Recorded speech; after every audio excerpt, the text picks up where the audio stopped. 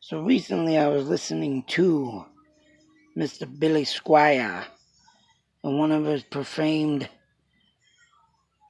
awesome albums of all time. Of course, this man, I don't think, just like Guns N' Roses and Axl Rose saying he would like to bury Appetite for Destruction, and he knows he never will. Billy Squire, I don't think he'll ever try or even will be able to bury this album, Don't Say No.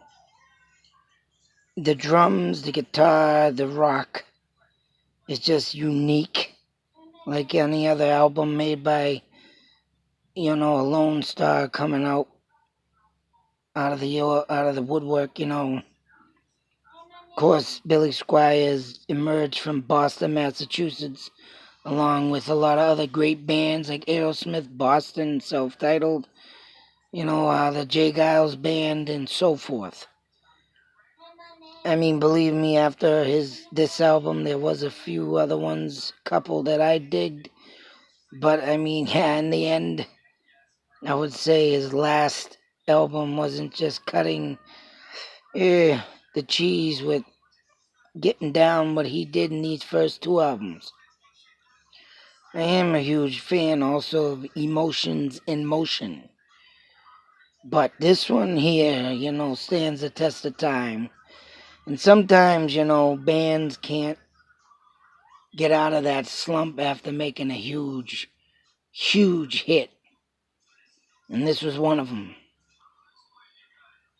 And I don't know which one I got first. I know I had to get another one. The other one wore out, but I never threw the case away. And it's hard to tell which one is the original one that I first bought. Because as you can see in the blue jeans over here and to your right, and then this one it was like updated or put in more black. So if that's being said, I think the second one on the left here was made after the first one, because yeah, he was in blue jeans, I believe, on the album cover. And I believe that would be my first tape on the left. But like I say, as you can see, I wore one out and had to get another one. That's how unique and rare and awesome this album is. Now, I wanted to go over a song, and I am surprised,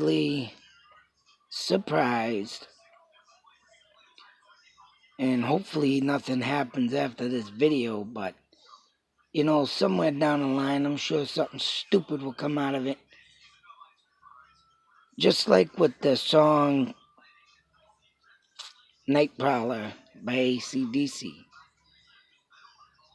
Back in a time where bands used to tell stories, just tell them, not have people wanting to commit murder by them, but Lonely is the Night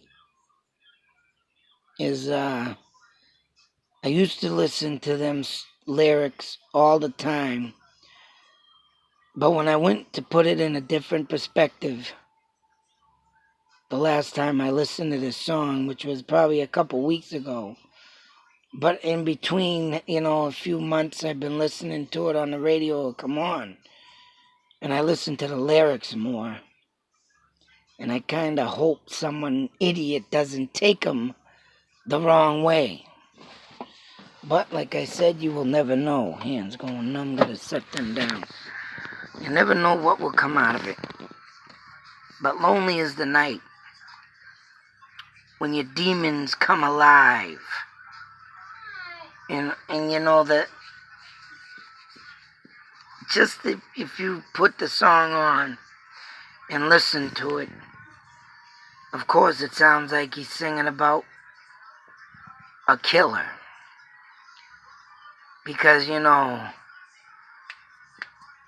when you're lonely, and like most of these killers are, lost in a world of a damaged life, and when bands like this, and I'm sure Billy Squire had a very good explanation of why he wrote that song. But to me, I want to make it known before anybody goes off and saying something stupid. To me, these songs were like a message to beware, to watch out for that person that comes alive at night. The demons, come alive. And, yeah, of course, I can't think of the damn lyrics right now because I'm just focusing on what I want to say. But if anybody hasn't heard this song, so do it. But don't take it into as a dumb, ignorant, arrogant way and think it's for, telling you to go kill. Because it talks about stalking and the moon is out and, it's not all that. I label this song as a warning. Just like Night Prowler, to me, was a warning. There are these dangerous people out there that exist. And when songs were made back in the day, they were made as warnings, stories, and tales. Bring alive what has happened from the past, just like Iron Maiden. Talking about all the wars that have gone on, probably through England, because they are from England and France, and the British. All kinds of even they, Run to the Hills is even about the Indians. They're not as songs about evil, devil, worshipping, all this other crazy nonsense bullshit that people put it out there as. That's what's mistaken about heavy metal rock music. Even though, don't get me wrong, there is satanic bands out there. But I guarantee you that Billy Squire is not satanic and not a devil worshiper. And he's definitely not a stalker, a killer. He's just a man who wrote some lyrics, told some stories, and made it sound damn fucking good. Damn good. So, with that being said, the Lonely in the Night song, man, just now that I think of it that way and look at it that way, and as a kid, yeah, I was thinking, whoa, that's crazy. It's not like I was saying Billy Squire's gonna come out and do this shit. What the hell? Demons come alive? And no, he was just, he wasn't putting out a warning in my eyes. That's what I think is the song as. The boys are set to prowl. Are you ready for the fight? Like saying, if you're gonna go out tonight, you better beware because the boys are on the prowl looking for the fight. Are you ready for it? And that's what it is. And I think that's exactly, and I can quote Billy Idol, Billy Squire for making that song as like a warning to people of watch out for that lonely man that sits there in the dark and the things and thoughts he comes up with just leads him out to do the wrong things. And I already went over, Night Prowler.